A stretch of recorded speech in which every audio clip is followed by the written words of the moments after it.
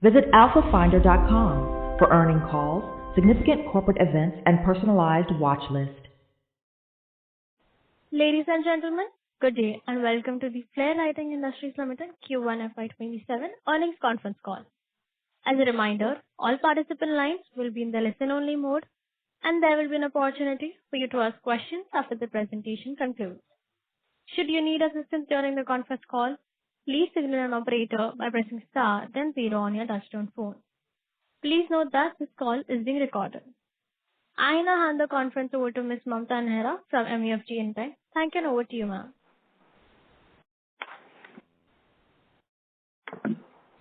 Thank you. Good afternoon, everyone. Welcome to the Flair Writing Industries Ltd Q1 FY27 earnings conference call.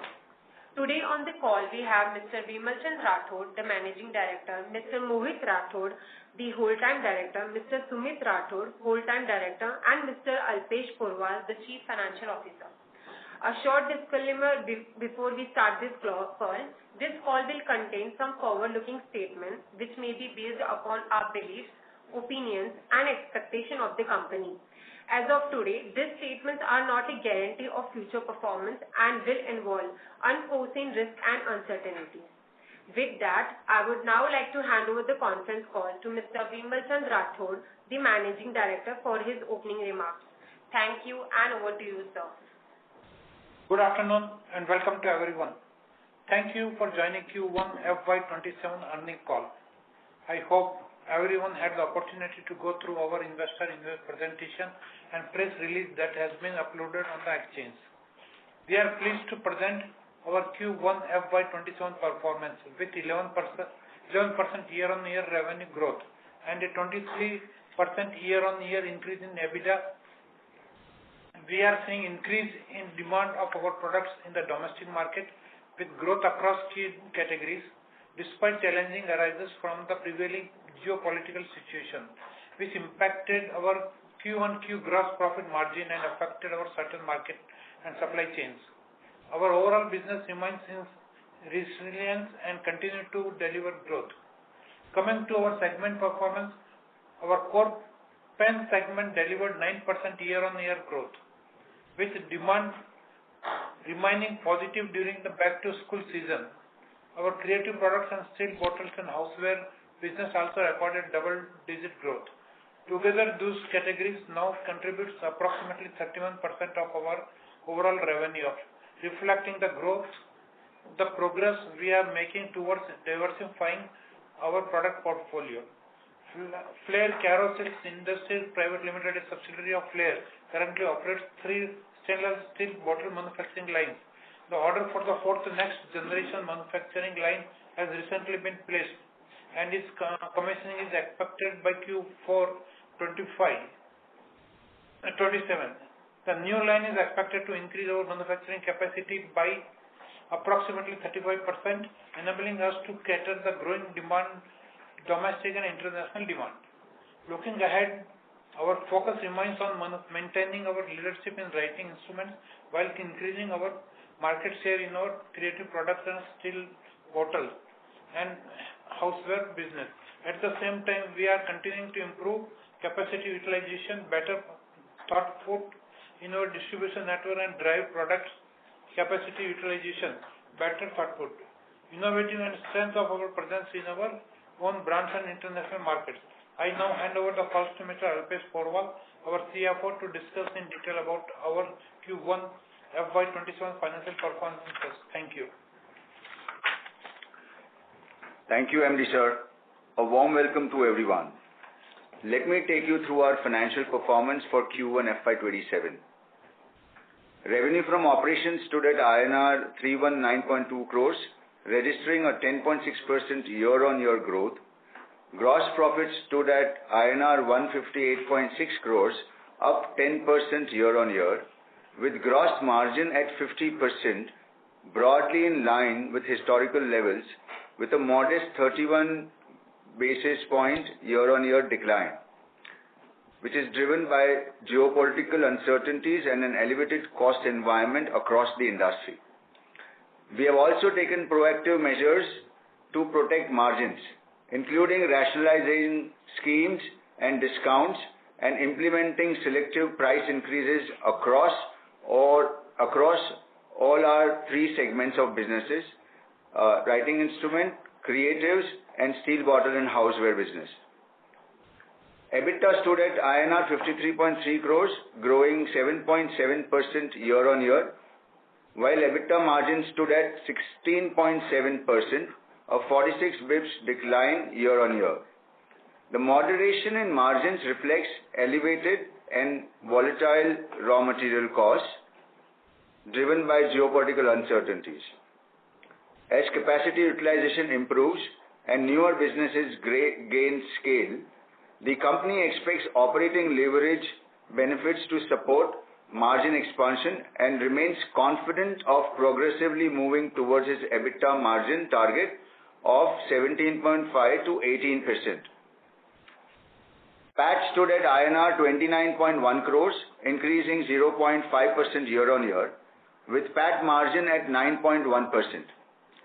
The relatively slower PAT growth was primarily due to lower other income and increased raw material cost during the quarter.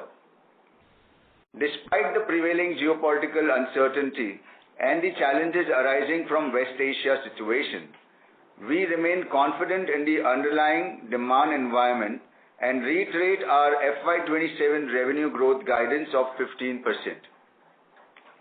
The above comparison is on YOY basis, and if you see Q-on-Q performance, the revenue shows a decline of 1.1%, with gross profit margin declining by 151 bps and EBITDA declined by 116 bps and PAT margin declining by 220 bps.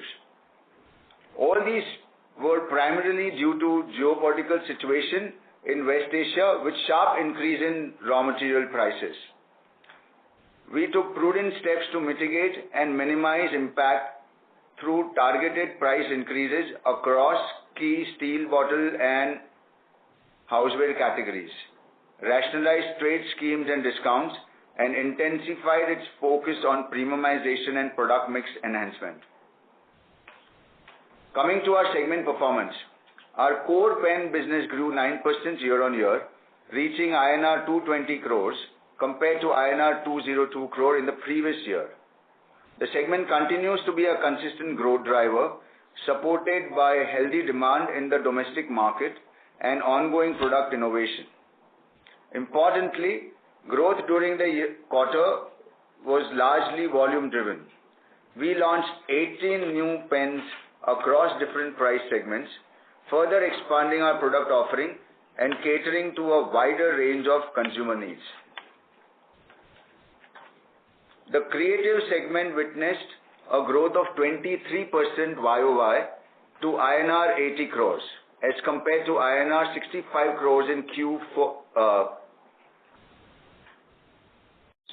As compared to INR 65 crores in Q1 FY26. However, growth could have been higher, but the impact of sharp increases in raw material costs amid geopolitical uncertainties in certain categories, where we consciously prioritize a balance between volume-led growth and protection of margins. This growth was supported by the existing portfolio as well as new product launches. During the quarter, we introduced 10 new products in the creative range. Going forward, we will continue to expand the portfolio through new product development while progressively building our in-house manufacturing capabilities. We will maintain prudent balance of volume-led growth and margin protection to achieve our previous guidance. Our steel bottles and houseware business grew by 54.3% year-on-year to INR 19 crores compared to INR 13 crores in Q1 FY26. The segment continues to see increasing traction as we expand our presence in these newer categories. It currently contributes around 6% of our overall revenue, and our focus will be on broadening the product portfolio and expanding distribution. Over time, we expect the revenue mix to progressively shift towards creative products and steel bottle and houseware, with these businesses contributing a larger share of our overall portfolio. During the quarter, we introduced 32 new products across categories, further expanding our product portfolio. For FY27, we have a pipeline of launches across pens, creative products, and steel bottles and houseware. We will continue to deepen our pencil portfolio, introduce higher value formats in pens, and expand our steel bottles and houseware portfolio across channels. To support the growth of our steel bottle and houseware business, Flair Writing Industries Ltd has placed an order for a fourth state-of-the-art next generation manufacturing line for stainless steel bottles. The new line is expected to be commissioned by Q4 FY27 and increase our manufacturing capacity by approximately 30 to 35%. Creative products and steel bottle and houseware remain key growth engines for us. Together, these businesses contributed approximately 31% of the company's total revenue in FY26, and both continue to witness strong momentum. With the planned capacity expansion in steel bottles and continued scaling up of the creative product business, we expect their combined contribution to increase to approximately 35 to 38% of overall company revenue in FY27. Coming to our domestic and export performance. Domestic sales grew 13% YOY to 277 crores compared to 245 crore in Q1 FY26, reflecting continued demand for our brands in the domestic market. Exports stood at 43 crores and remained broadly flat year on year, primarily due to disruptions in the West Asia, resulting in longer transit times and higher freight costs during the quarter. While the near-term environment in West Asian region remains challenging, we have started focusing on increasing sales in other geographies and expanding our brand presence across international markets. In the current quarter, we have started seeing a positive growth in the export in various markets. Exports will continue to be an important area of focus and growth for the company. During Q1, the company incurred a total capital expenditure of 43.42 crores, of which 33.25 crores was capitalized towards the factory building in Valsad facility. This investment is aligned with our long-term strategy of strengthening manufacturing infrastructure. This also includes a capex of 38.7 lakhs recorded at Surat facility comprising investments and molds. We are a zero debt company and all the internal accruals are for future expansion and for the shareholders. Overall, we remain focused on building a stronger and more diversified Flair. We continue to drive premiumization across our product portfolio, strengthen our integrated manufacturing capabilities, expand our distribution and market presence, and improve our working capital efficiency. We are confident in delivering consistent growth and creating long-term value for our stakeholders. Thank you, everyone. I would now like to hand over to the moderator to open the floor for questions. Thank you very much. We will now begin the question and answer session. Anyone who wishes to ask a question may press star and 1 on their touchtone telephone. If you wish to remove yourself from the question queue, you may press star and 2. Participants are requested to use handsets while asking a question. Ladies and gentlemen, we will wait for a moment while the question queue assembles.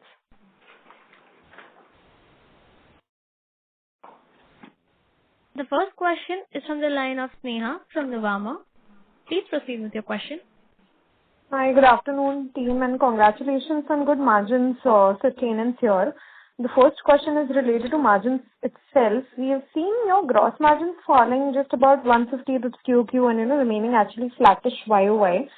While you said on the opening remarks that reduced schemes and discounts there, is that a sustainable level of margin? I understand polymer prices are moving too swiftly, but can we actually look at these kind of gross margins continuing over the next 2 to 3 quarters? Thank you, Nisneha. Let me just give you a background of the entire calculation and the margins which you are posing, which are sheet. So Q4 FY26 margins remain largely protected due to lower cost inventory procured earlier. However, the impact of elevated raw material costs started flowing through from Q1 FY27, resulting in margin compression.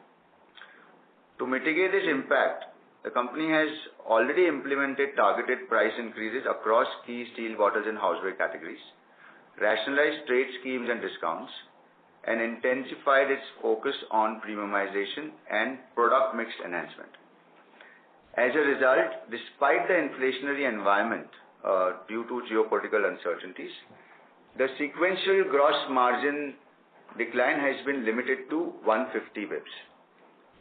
Which basically demonstrates the effectiveness of these corrective actions which we undertook during the quarter.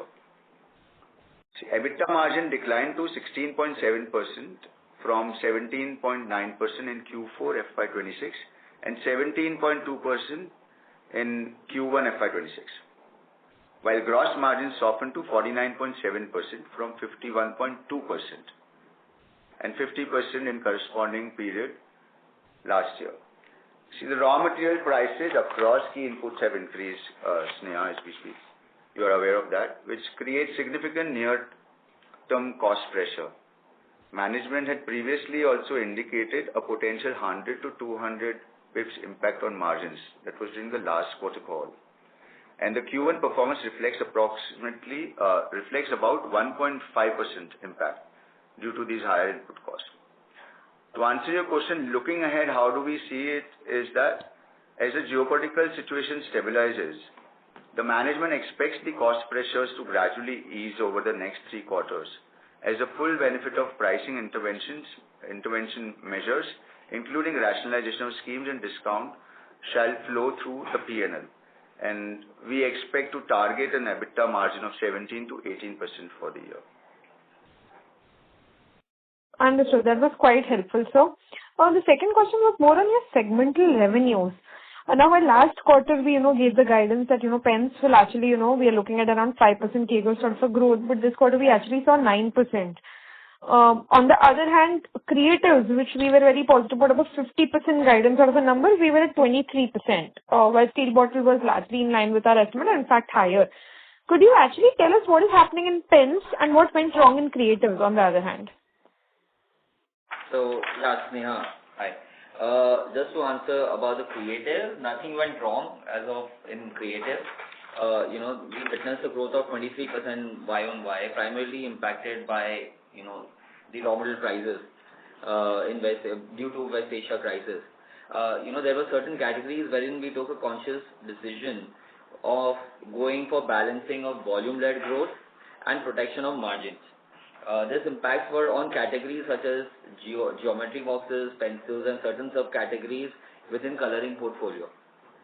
It was a very conscious call that we took to protect the margins.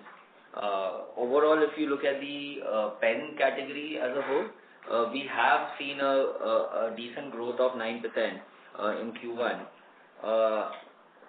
Which always we used to consider, whenever we had a call earlier, we would always say that it will be higher single digit. So it's mainly due to our strong brand pull for writing instruments of pens under Flair and Hauser brand in domestic market. That was quite helpful. Mohit, any change in guidance in the overall revenue number? No, I think looking at Q1 and the way things are progressing in Q2, Q3, we are positive that we'll be, sticking to our original guidance of 15% year on year. Understood. And team, thirdly, great that you announced steel bottle business expansion here. Just wanted to understand a few numbers. What will be the key utilization currently that we are operating at? Potential revenues from the current line, and when is the new line expected, and what sort of offerings are we bringing in and potential revenue there? See, currently, if you look at the... Sorry. Yeah, hi. Yeah. So if you look at steel bottles, currently the capacity utilization is about 65%. And, going forward, as historically also whenever we cross 65-75%, we tend to invest in the new expansion.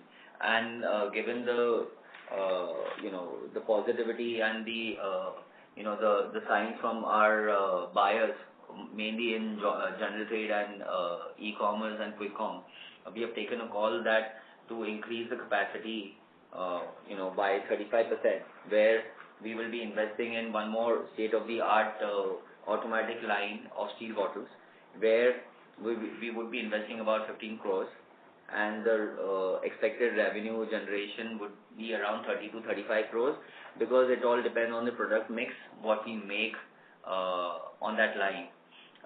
And to answer one more question about the existing line revenue, the existing line, looking at the product mix, what we have been giving in last 2-3 quarters to our customers, it looks like we would be doing about 100 odd crores with the current capacity.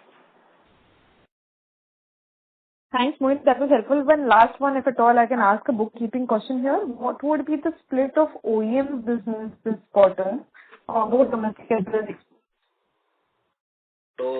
So when we talk about OEM business, overall OEM business witnessed a subdued demand during the period.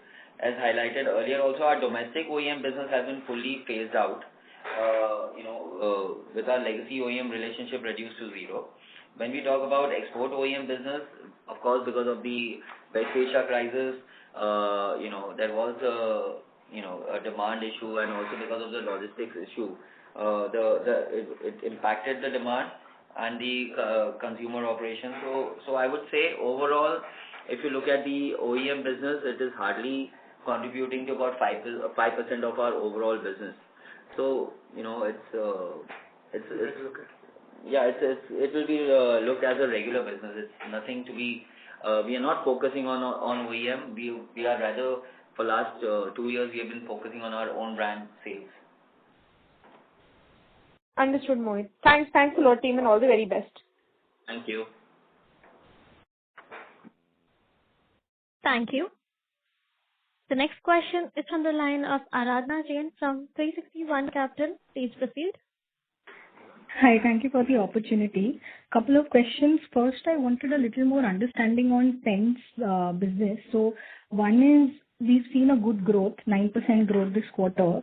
Wanted a little more understanding of how are you looking at this growth? What led to it? Was there any one-off sort of demand that we saw in this quarter? And can we expect this kind of growth to sustain over the next few quarters? Because like the previous participant also said, for the full year we were expecting, low to mid single digit kind of growth in pens, but given we've already done 9% this quarter, can we expect the run rate to continue in the rest of the year as well? That's my first question.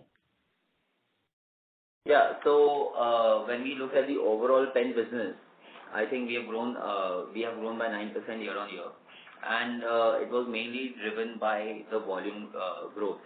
So if you look at the overall volumes, we are increasing our market share in the domestic market as well as the export market. So going forward in Q2, Q3, Q4 also, we are hoping to continue with the same guidance of high single digit growth in pen division. And it was also led by the new product launches, what we have done in back to school season. Okay, and any sense if you could give us as to what could be our market share today in pens? And the reason I'm wanting to understand that is that recently one of your competitors has also taken over Reynolds as a brand. So wanted to get your sense also on how you're looking at the competitive intensity to change here henceforth, and what is our strategy going to be? Are we changing any strategy there with respect to pens? So, to answer that, Reynolds was always there in the market earlier too, and as the leaders in writing instrument industries, we have a strong brand portfolio with Flair and Hauser, and we will continue with our high growth strategy in this segment. So I don't see any impact at all due to this, takeover. Yeah. And any sense on what would be our market share today in the pen segment? So currently the market share as per the Crystal report, last Crystal report, in writing instruments we have a market share of 18%. 18%? Yeah. Understood. And is it fair to assume that going forward also the growth will be driven by our own brand rather than the OEM business for us? Yeah, absolutely. Understood. Yeah, it will be our own brand growth. Understood. And what would be the mix of mass, mid-premium and premium? Any change in that mix in for this quarter? You said it was volume-led, but still wanting to understand, was there any change in the mix or it's mostly 50-50 for us, 50% coming from mass and 50%? No, I would say mass and mid has increased because of the volumes, the mass and mid has increased. Understood. And in the pen segment, Sorry to interrupt, any price ma'am. May we request you to join the question queue for a follow-up question? Sure. I'll do that. Thank you. Thank you. The next question is from the line of Shubhi Gupta from Trinetra Asset Managers. Please proceed. Good afternoon, sir. Thank you for the opportunity. My first question is that the new unit that we are putting in Gujarat for writing instruments. So how much is the total revenue potential for the maximum utilization? And my second question is on working capital. So the inventory, if you could just share some thoughts like how we are doing inventory wise. That would be good. So the new unit at Valsad which we are putting is basically, it will suffice our growth projections for the next 1.5 years which we have. So and it is not only for writing instrument, it is for writing instrument and creative both. So we have historically also you would have seen that our capex to revenue ratio has been around 3x, and we have projected about a calculation also says that it is going to be 3x this time also. Sure. And on the working capital? So I'll share with you some, I would say, the working capital here. Working capital has, in fact, year on year, if you see, my working capital has gone down by 6 days, has improved. And so it's improved by 6 days year on year, if I would say previous quarter one to quarter one. It has broadly remained stable during the quarter, this quarter compared to the previous quarter, that's Q4 FY26, with inventory, receivables and payables remaining largely in line with the previous quarter. So we got the advantage of keeping, you would have seen in our numbers, we got the advantage of keeping higher raw material stocks, especially in the time of the uncertain geopolitical situation. But going forward, we expect to streamline inventory levels as the West Asia crisis stabilizes, with an anticipated improvement of approximately 10 days in our entire working capital cycle levels. We should be doing this by the end of this year.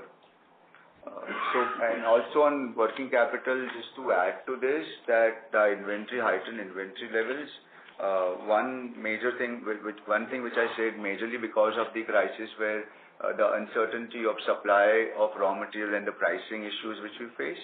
But we also have new product launches across creative and steel bottles, which require somewhat higher inventory, particularly as these categories are still establishing distribution relationships. This is expected to normalize as these businesses gain traction. Given our experience in the pen business, inventory levels can be managed more effectively, while the newer categories will see a gradual optimization as demand visibility improves. So overall, we expect a continued gradual improvement in both inventory and receivable days, which will support a healthier working capital cycle in FY27. Thank you so much. This was very helpful. Thank you. Thank you. The next question is on the line of Atul Mehra from Motilal Oswal. Please proceed. Yeah, hi sir. Good afternoon and thanks for the opportunity. So my question is on the revenue guidance. So basically, sir, if you have to meet our 15% guidance, we have to do 18% growth for the rest of the year. So in the current environment, what gives us the confidence of 18% growth for the rest of the year? If you can maybe break it up in business or segment-wise, what will drive the growth? And are you already seeing acceleration in top-line growth now that half the quarter already passed by?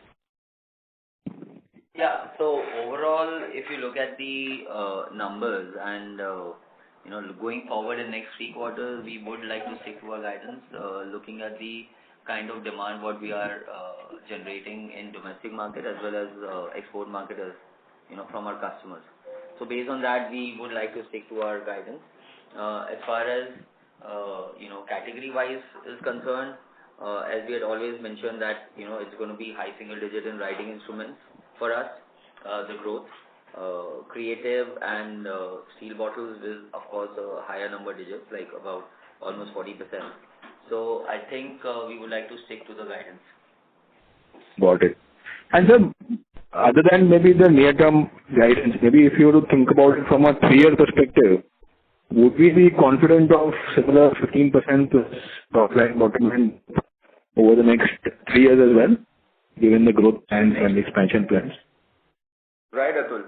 So all the projections which we are sharing with you, this is for the current year, but 3 years, 15% CAGR is easily achievable. I would not like to give you a higher number at this point of time, but we are sure about it and confident about the plans which we have in place. Got it. One final question, Alpesh, is on operating leverage you spoke about in opening comments. So, given obviously the current environment where, cost pressures on the raw material side are on the higher side, if you can highlight a little bit more like what is the potential for operating leverage, which can unlock some of the margin loss from gross margin. If you can maybe specify. Yeah. So currently, like I shared, we have taken few measures here, mitigating measures to counter the increase in the raw material prices. And there are certain products in 1 or 2 of these segments where we have also taken a conscious decision to market them in a different way to maintain a balance between margins and that. So a combination of volume-led growth and targeted price increases what has worked in our favor. So Q3, Q4 are always better. Atul, if you were to see Q1 and Q2, now Q1 obviously just marred or whatever is influenced a little by the ongoing crisis in the raw material price increase, and exports have been affected. But as we move forward, based on the measures which have already taken in terms of reducing discounts, rationalizing discounts and schemes, and also increasing prices, the combination of this should not be an issue for achieving the projected numbers. Got it. Thank you very much, sir. Thank you and all the best. Thank you. The next question is on the line of Nilesh Doshi from Prospero Tree AMC. Please proceed. Thank you. Congratulations for encouraging result in the light of the sharp increase in raw material price, sir. Thank you. Congratulations.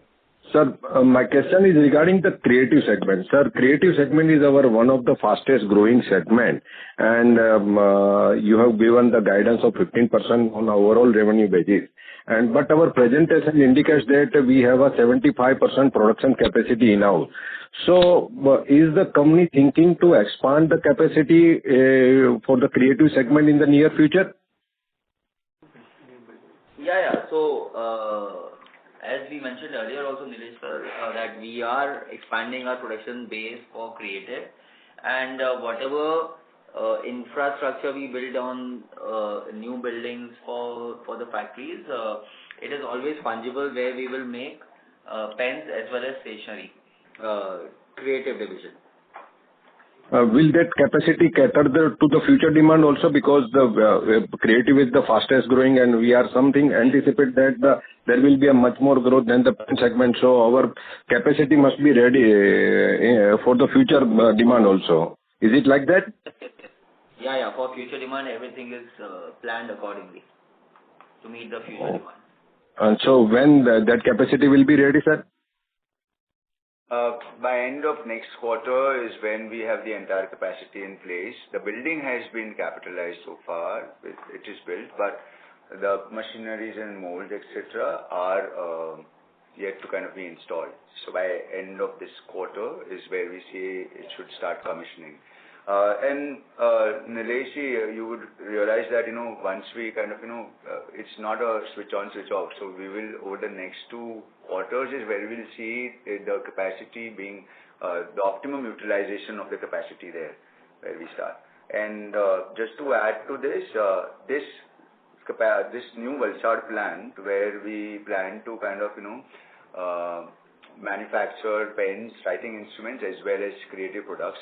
Simultaneously, our capacity at Surat has also begun its operation in 100% operations in the new property or new factory which we kind of capitalized in the previous year. So these put together shall be in fact sufficient to kind of power our growth. Okay. And sir, my next question is, sir, to the earlier participant, you have mentioned that the Renault was already in the market, so not too much worry to us. But now it is owned by some strong competitor. So we must be ready with our strategy to maintain and increase our market share. Say you mentioned that 18% market share in the pen segment, and now the Renault is acquired by the DOM. So are we ready, or what is our future plan to maintain our growth? Because pen is already a single-digit growth trajectory, so we should not lose the market share and maintain at least our growth trajectory. Yeah. So Nilesh sir, if you see in Q1 as well, we have seen a growth of 9%. So when I talk about domestic market alone, we have seen a growth of almost, in terms of revenue, it's almost about 13%. But in domestic, please continue. Domestic pens. So I would say, and it is all volume driven. So there is no way we are losing market share to anybody. And of course, we have to be over aggressive. We have been always aggressive in writing instruments to protect our leadership, and we will be aggressive in the future as well. In short, we are ready to fight any competition. We are. In fact, all the new product pipelines are already ready for next 2 years. Thank you, Mohit sir, and all the best. You are maintaining the good trajectory, sir. Thank you. Thank you. The next question is from the line of Nirmam from Unique PMS. Please proceed. Thank you for the opportunity. Great work on the margins. So my first question is, so we were implementing an inventory management system, right? So one, is that complete? And secondly, how does that impact our working capital, especially inventory days going forward? So while we speak, the implementation is underway, and within 3 months, we'll see proper optimization of the new ERP, and all the benefits shall start flowing in. To specifically answer your specific question regarding the inventory management, the software has a very robust integrated platform for handling the materials, the goods, finished goods, raw materials, semi-finished goods. So what happens out there is the timing of the reorder quantity, level, etc., and the utilization of the machines, per machine utilization. All these calculations will come into play once we have this fully operational ERP. And that happens, then this will bring about economies in a much larger way. So what we see at inventories also shall come down. So the production cycle shall also be calculated within the software. So we will procure inventory at the right time. The pricing will be another factor which will show up on the software, and hence it will have a positive impact on maintaining the inventory. So overall working capital cycle shall also improve in a big way. Okay. So secondly, on the steel bottles, so can you comment on the profitability now that we're operating on a very good utilization level, what kind of margins do we make in this segment, and how do you see these going forward? See, when we talk about steel bottles, yeah, the profitability is going to improve further. Currently we are still working on the product mix, and as the product mix changes as per the season, the profitability also varies. But more or less, we are in line with our original, target of having an EBITDA of 17-18% in that segment as well. Okay. And so last question on the creative. So you mentioned we had some raw material challenges. So now that we are increasing prices in some categories, do you think we'll be able to pass on the price increases and grow as well? Because we'll also have to improve our growth rate sequentially, right? Yeah. So, as I mentioned earlier also, I'll reiterate the same thing that, we took a conscious decision of balancing a volume-led growth and protecting the margins as well. So there are few categories, as I mentioned earlier, like geo boxes, pencils, and some categories of coloring where we had, the issue of pricing, passing it on to the consumers. But most of the categories we have reduced the schemes and increased the prices. What kind of price hikes would we have taken across the board, if a ballpark number? See, a total of the price hike has been price increase in the raw materials have been to the tune of 10 to 50%. But our price hike here, we're talking of 10% plus minus is where we have done. Okay, yeah. Thank you and all the best. That is from my side. Thank you.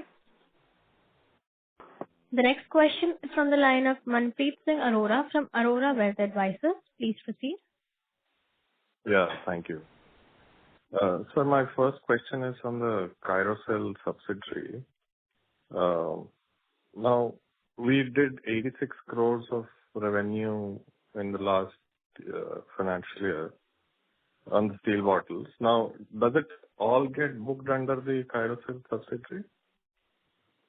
The reason I'm asking is, the annual report shows Carousel doing 41 crores last year, but we have reported 86 crores of steel bottle revenue. So we just want to understand. We look at steel bottle and houseware as one division. So the steel related ones are manufactured in Carousel. And there's also a big quantity of bottles which we are also, trading. We are buying from vendors and selling it, which we are not manufacturing. So that is also a part of it. Okay, so that's one. Which we will be manufacturing with the current line, what we are setting it up. We will be doing that.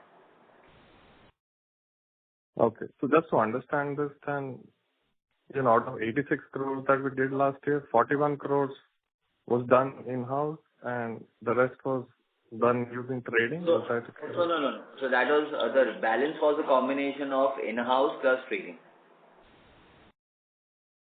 Okay. And that revenue doesn't get booked under the Carousel subsidiary. It gets booked on the parent. It's booked in another legal entity.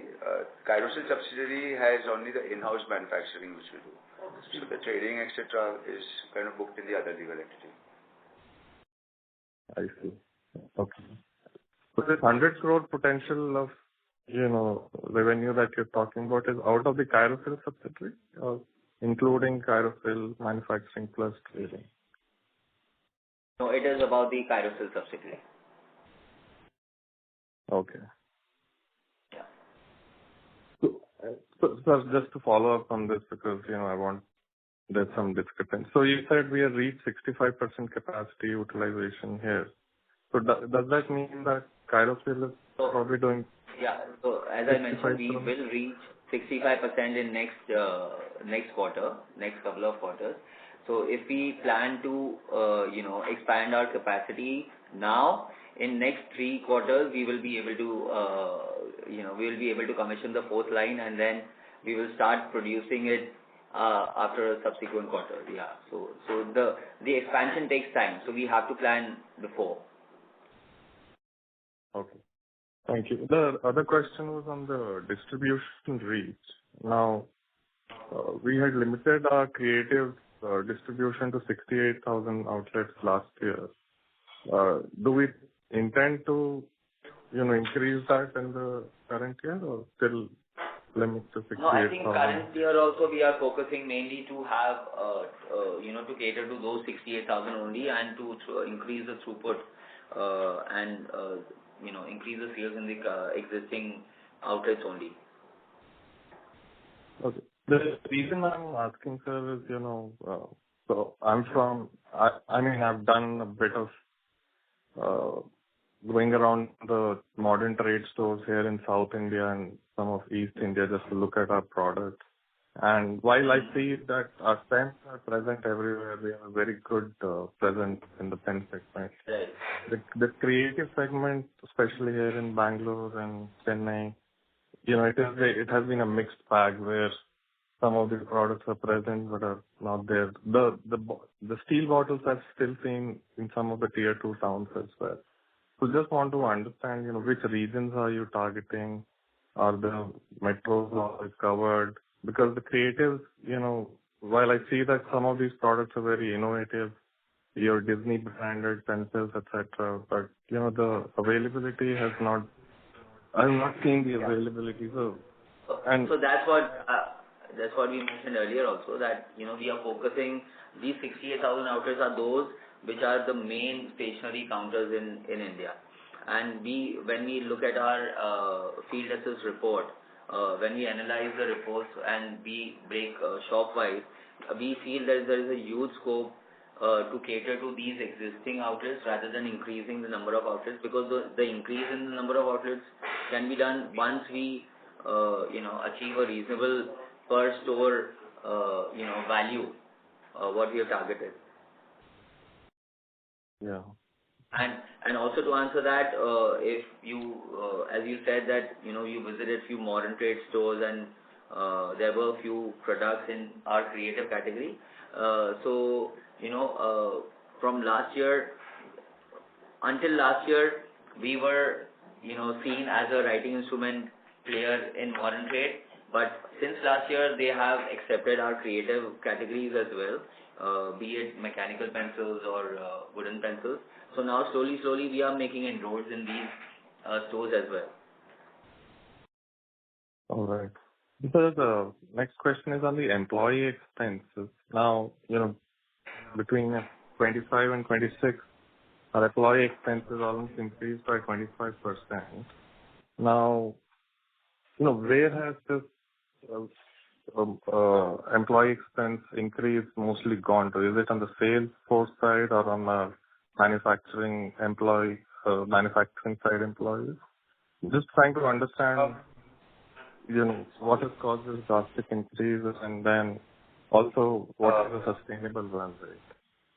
Naman, I don't know where are you seeing these numbers of an increase of 25 and 30% over here? If I were to kind of share with you my employee expenses, which would include the job work and other charges which are shown in other expenses. This has historically been plus minus 0.5, so plus minus 21% is what we see if I were to take up all the job work charges, etc. And if I were to talk only of employee, which you are seeing over there, which has been in the range of 16.5 to 17.5%. That's the maximum range which we see. Okay. So what I meant was that between FY25 when we had 171 crores in employee expenses, and then in FY26 we had 214 crores in employee benefit expenses. Almost you see the percentage to the employee expense as a percentage to the revenue, you will get a stable number which is going around. Yeah, but the percentage will be always be between. Yes, sorry. Yes, what I was saying was if we have to see operating leverage play out, so at some point of time, some of these expenses have to remain constant or not increase in proportion to our revenue, right? And that's where you're right. But also, if you see that over the last 2 years, we have forayed into major expansion. And the new categories which we have got into, the new segments, which is creative and steel bottles, also require a lot of focus there. Okay. So the employee expenses sorry. Yeah, so the question is, was it more on the sales side that we had to increase headcount, or is it on the manufacturing side? So it is both. Manufacturing also, since we have increased our manufacturing capacities, we have increased the headcounts in factories, and as well as sales side also, we have increased around 250 people in sales in last 2 years. Okay. And so this current run rate of 55 crores, is that going to stabilize now, or we are expecting more? It's more or less stabilized now. So we bring about, we are anyways working towards having economies of scale, and which will impact our lower growth in the employee expenses. But this is all said and done, that this is what we feel today, but tomorrow if we go for another expansion or another segment which we get into, obviously the numbers will change. And the range was always been between 16.7 or 16.7 to 17.5. That's the range of the percentage of employee expenses over revenue. Okay. And sir, on the Valsad operationalization, has there been some delays? Because we've been, from the last 2 quarters, we've been saying it will operationalize, but now I think you mentioned that only the building has been capitalized and will probably start operational. No, so this quarter we will have it completely, by end of this quarter, will be completely operationalized. So when we say it's going to be commissioned, 100% commissioning is what we are talking about. But as we discussed earlier also, there was a little delay, but not so much that these are normal delays which you see in having the building and stuff. Okay. Thank you, sir. Thank you, and all the best. Thanks. Thank you. The next question is from the line of Saloni from Value Q Investments and Advisors. Please proceed. Hello. Hi, am I audible? Hello? Yeah. Yes. So I only have one question, and that is, how is the current creative and the steel bottle revenue that we are generating? What would be the ratio of outsourced/traded revenue and the in-house one? So you mean to say the revenue mix of trading and in-house capacity? Right. Yeah. So, it remains broadly similar. It's about 75-80% is our in-house capacity, and balance 20% is what we source, we outsource it.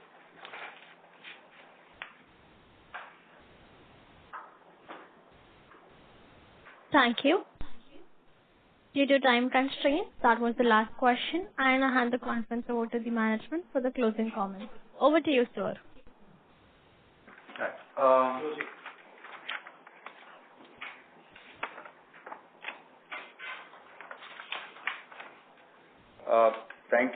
Thank you everyone for taking time out for this conference call today. If you have any queries, please feel free to contact our IR team, MUFG Intime India Private Limited. Thank you all and have a good day. Thank you. On behalf of MUFG Intime, that concludes this conference. Thank you for joining us, and you may now disconnect your line.